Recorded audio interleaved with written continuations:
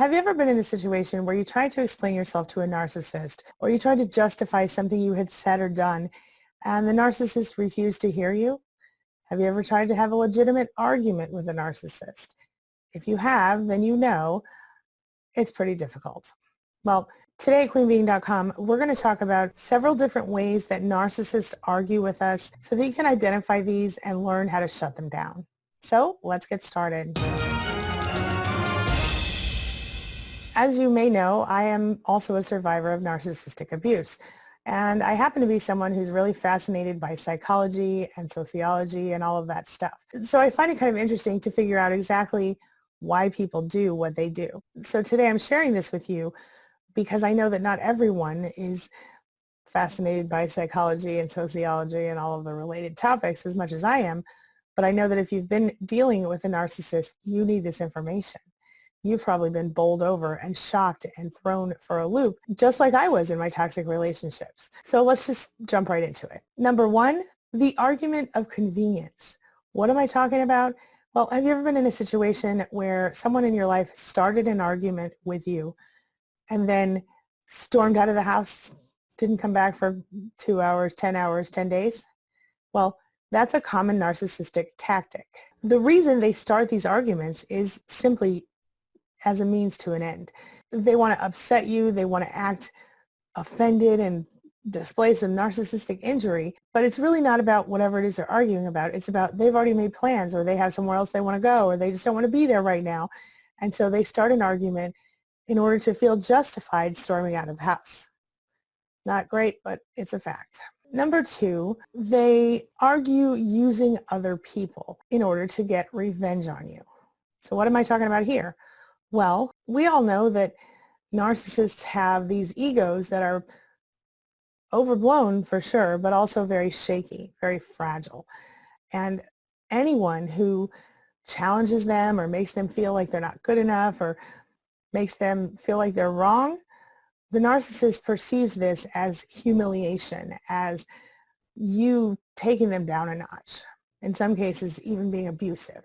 And the way they see it, your whole problem is that you just don't recognize that they're actually so much better than you, or so much superior to whatever it is that you happen to be. They think that the fact that you're not recognizing their superiority is a sign that in fact you're being unreasonable. All of this is really offensive to them, and they see you as trying to shame them and blame them. So that's when they start telling you things like, well, everyone says blah, blah, blah about you, or so-and-so said blah, blah, blah about you.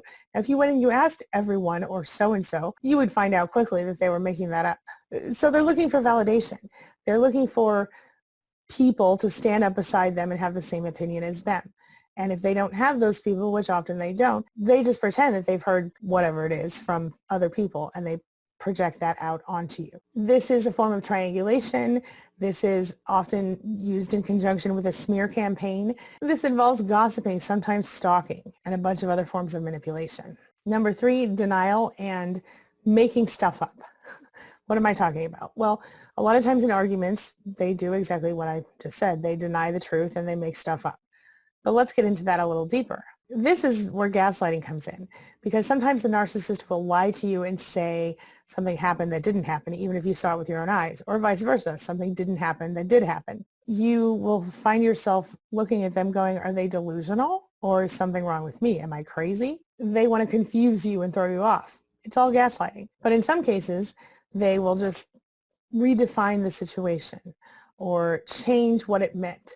For example, if you saw them on the front porch making out with somebody who wasn't you, and that's your spouse or your partner, and you confront them about it, then they might say, well, we weren't really kissing. We were just hugging because I was trying to help this person feel better about X, Y, and Z. Or they'll just say, well, that wasn't what I was doing, or you misunderstood something. Or they'll minimize their own behavior or redefine it in order to confuse you and throw you off.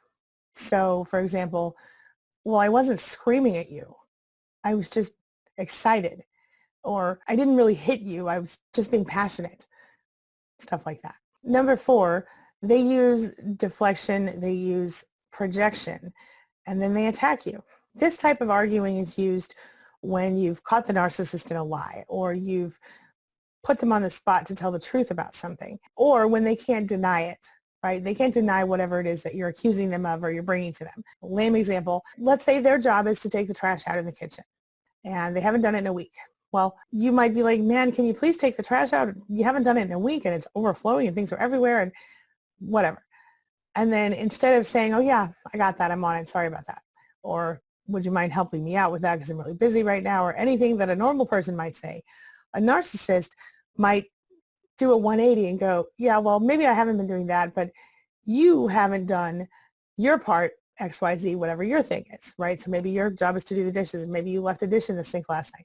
Well, don't you see you left a dish in the sink last night? So obviously you're the problem here, not me, right? So they deflect, as in turn the negative attention away from their behavior onto your behavior. They project by making you the problem instead of themselves, and then they attack you. And usually, at the end of this type of argument, you end up apologizing and probably taking out the trash yourself, if we're being honest. Number 5, they argue for the sake of arguing. Some narcissists just like to argue. So they don't even really care about what it is that they're arguing about. They just need to complain, need to make you feel miserable. Sometimes they're arguing because they think you're too happy, or sometimes they're arguing just to make conversation. Normal people might have a friendly debate, but they might do it in order to just let the other person know, hey, this is where I'm coming from. This is how I feel about this. I mean, everybody has a moment where they're a little cranky, right? And they kind of snap and they kind of argue for the sake of arguing, maybe. But narcissists are different, because while the average person might argue for the sake of arguing, or they might, get too angry too fast, or they might be a little hangry or whatever, a narcissist is intentionally causing distress to you when they're doing this. They are willing to lie to you. They are willing to hide things from you. They are willing to hurt you without remorse because they don't show empathy. If they have any at all, it's never displayed unless it's convenient for them. Most narcissists don't have a real sense of empathy. That makes it a lot easier for them to argue for the sake of arguing. They don't care if they hurt your feelings. And of course, they're all about accusing you of being the problem, as we discussed before. Number 6, they bully you. They intimidate you. They make you feel about that big. And they intentionally provoke you to feel angry and upset with them so that you will continue that argument. So we have to remember right here, the narcissist's main goal in all of this is to be seen as superior, better than you. They need to be right all the time, and they need to be the boss of you and probably other people in their lives at all times. This means they are willing to be aggressive, to push you, to bully you, to put you in a corner, to make you feel like you're nothing. If you have lived with a narcissist who is the more overt type, then chances are you have lived with your very own personal bully. When they pick on you, when they poke at you, when they intimidate you, make you feel scared, they might call you names, or they might scream and yell at you. And of course, they will absolutely lie to you. They will absolutely say whatever they need to say to get their point across or to make you feel a certain kind of way. It's just like in school, the way that bullies treated you in school. They might become overly emotional. They might intentionally hurt you mentally, physically, or otherwise. They will threaten you. And like I said, sometimes they'll even physically come at you. You won't see it as much with the covert types, but you'll see it with overt, the real out there narcissists, the ones who are real clearly obvious about wanting to be in control of everything. These are the ones who do the bullying, and you'll see it in both male and female narcissists. Finally, number 7, the word salad of it all. This is where a narcissist is usually trying to either take the heat off themselves, or they're arguing about something they don't really understand, or they're just trying to put you back in your place, right? So they say a lot of nonsense. They say things that don't make sense, and sometimes it literally sounds like nonsense. That's where the term word salad comes from. So they might be using arguments that they heard someone else say and that sound good to them, but they don't really know what they mean, or certain techniques of conversation that they don't get. They might appear to be very rational, but if you slow down and you listen to the words that they're saying, they're completely off base. They're literally, in some cases, even directly contradicting what you know to be their true beliefs or their true feelings about stuff. And then when you call them out on this, of course, they get really mad.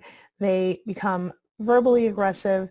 maybe physically aggressive, and they accuse you of being the irrational person. A lot of times they're not just saying pure nonsense stuff. They just say things that aren't true. But sometimes it's literally like an incoherent stream of words that kind of sound like they go together but don't. This is kind of rare, but when you get to the word salad with a regular standard narcissist, what you see is someone who is desperately clinging to needing to be right, but not actually being right. It's all about never taking responsibility for their own behaviors, and it's about always being right in any case. Now I'm going to leave a video for you right here that's going to explain to you how to deal with a narcissist who is irrationally arguing with you. But just a quick tip, gray rock is your friend here. When a narcissist or anybody starts an irrational argument with you, the best thing you can do is to emotionally block them. And what I mean is, don't let them see your emotions. Don't let them see you feeling upset. Don't let them know that they're affecting you in any way, because your reaction to this stuff is narcissistic supply. It's what they need to feel like they're alive and functioning. So if you are in a situation where you're getting argued with, or you're being bullied, or you're being minimized as a person, don't let that person know that it's bothering you. Stay calm. Be the gray rock. All right, now this brings me to the question of the day. And the question of the day is, did you recognize any of these arguing techniques? And if you did, which ones? And what other arguing techniques have you seen from narcissists? Share your thoughts, share your ideas, share your experiences in the comment section below, and let's talk about it. All right, that's all I've got for you today. But as always, thank you so much for being a part of my day and a part of my life. And hey, thanks for letting me be a part of yours. It really does mean a lot to me. Now, before I go, make sure you take a look at the videos I'm leaving for you here and there. And while you're here, hit that subscribe button so we can stay connected and continue on this healing journey together. I'll see you soon.